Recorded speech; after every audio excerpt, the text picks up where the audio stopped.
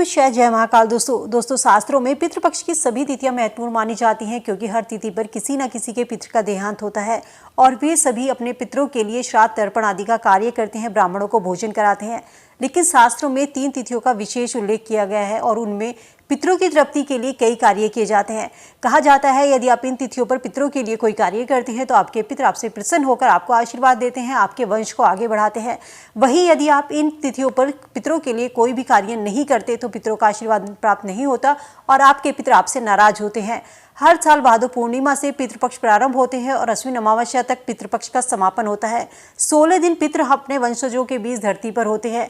इन दिनों में श्राद्ध तर्पण करने से पितर प्रसन्न होते हैं, उनका आशीर्वाद प्राप्त होता है और जीवन में आने वाली कई प्रकार की रुकावटें भी दूर होती हैं। पितृपक्ष के 16 दिनों के श्राद्ध में 3 श्राद्ध सबसे महत्वपूर्ण माने जाते हैं। पितृपक्ष में भरणी श्राद्ध, नवमी श्राद्ध, सर्पित अमावस्या श्राद्ध या जिसे हम महालया अमावस्या का श्राद्ध भी कहते हैं, ये 3 तिथियां सबसे महत्वपूर्ण होती हैं।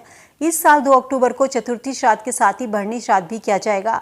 हिंदू पंचांग की माने तो 2 अक्टूबर को भरणी नक्षत्र शाम 6:24 तक रहेगा। किसी भी परिजन की मृत्यु के 1 साल के बाद भरणी श्राद्ध करना जरूरी होता है। यदि कोई अविवाहित मरता है तो कहा जाता है अविवाहित मरने वाले लोगों का श्राद्ध पंचमी तिथि में करना चाहिए। इस दिन यदि भरणी नक्षत्र हो तो ये और भी शुभ माना जाता है। इसके अलावा जिन लोगों ने अपने जीवन काल में कभी तीर्थ की यात्रा ना की हो उनके लिए गया में जाकर, पुष्कर में जाकर भरणी श्राद्ध करना सबसे अच्छा माना जाता है क्योंकि ऐसा करने से उन्हें मोक्ष की प्राप्ति होती है। शास्त्रों में मनुष्य के लिए 3 ऋण बताए गए हैं। पहला ऋण देवताओं का होता है, दूसरा ऋषियों का और तीसरा पितरों का। जब भी भरणी नक्षत्र का श्राद्ध का समय आता है तो इस समय कार्य करके अपने पितृ के ऋण से आप मुक्ति पा सकते हैं। इस समय पर किया गया तर्पण दान सबसे अच्छा शुभ माना जाता है। भरणी श्राद्ध करने से स्वास्थ्य अच्छा होता है, घर में खुशी आती है, सौभाग्य की प्राप्ति होती है।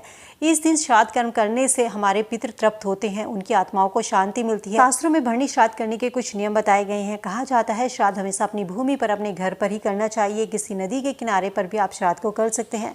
श्राद्ध करने के लिए दक्षिण दिशा की ओर मुख करके हमेशा पितरों के नाम से जल अर्पित करना चाहिए। देवताओं का प्रभाव अच्छा पड़ता है। श्राद्ध के लिए तीर्थ स्थल सबसे अच्छे माने जाते हैं। श्राद्ध कर्म में आस्था पवित्रता का सबसे ज़्यादा ध्यान रखें। पवित्रता पर आपको ध्यान देना जरूरी है। किसी भी ब्राह्मण को यदि आप श्राद्ध के दिन घर पर बुला रहे हैं तो उसे 1 दिन पहले निमंत्रण जरूर दें और उसे दान में आप कोई बर्तन, कपड़े, इन चीज़ों का दान कर सकते हैं। श्राद्ध कर्म करने का कार्य वैसे तो पुत्रों का होता है, यदि पुत्र नहीं है तो पुत्री भी श्राद्ध को कर सकती हैं। या जिन माता पिता के कई पुत्र हैं तो उसमें बड़े पुत्र को श्राद्ध करने का अधिकार होता है। बड़ा पुत्र घर पर नहीं है, उसका बेटा श्राद्ध को कर सकता है। यदि बेटा भी नहीं है तो आपके जो पड़पोते हैं वो श्राद्ध को कर सकते हैं। यदि किसी कारणवश किसी के घर में कोई पुत्र नहीं है, घर में बेटियां हैं, तो बेटी भी श्राद्ध को कर सकती हैं क्योंकि सीता माता ने भी अपने ससुर दशरथ का श्राद्ध किया था। पितृ श्राद्ध की दूसरी महत्वपूर्ण तिथि नवमी श्राद्ध की मानी जाती है। नवमी श्राद्ध को मातृ श्राद्ध, मातृ नवमी श्राद्ध के नाम से भी जाना जाता है। 7 अक्टूबर को नवमी का श्राद्ध है। इस दिन माता पितरों की जैसे कि दादी, नानी, मामी, माँ आदि का श्राद्ध किया जाता है। ये जो दिन होता है नवमी का श्राद्ध, ये माता पितरों को समर्पित होता है। यदि आप इनके लिए पिंडदान करते हैं, तर्पण करते हैं, श्राद्ध करते हैं तो ऐसा करने से वे प्रसन्न होती हैं, आपसे नाराज नहीं होती और आपको पितृदोष भी नहीं लगता।